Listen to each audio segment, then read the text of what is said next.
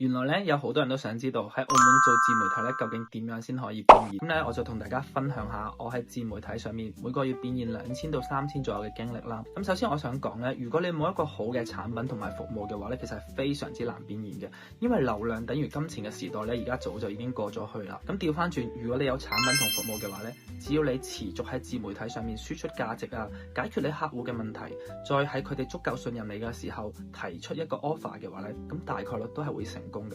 咁呢個過程咧，其實有快有慢啦。咁咧具體係要根據翻你嘅產品同埋服務喺市場上面嘅需求而定嘅。咁咧我自己咧就有2個號啦。第一個號咧喺60幾粉嗰陣時咧就已經成功開始賺緊錢啦，賺大概每個月500到600左右。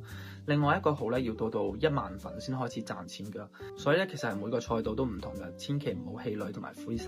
咁如果咧你都想知道你嘅自媒體帳號咧行嘅方向正唔正確啊，或者你對做自媒體有啲咩問題嘅話，都歡迎留言同我講嘅。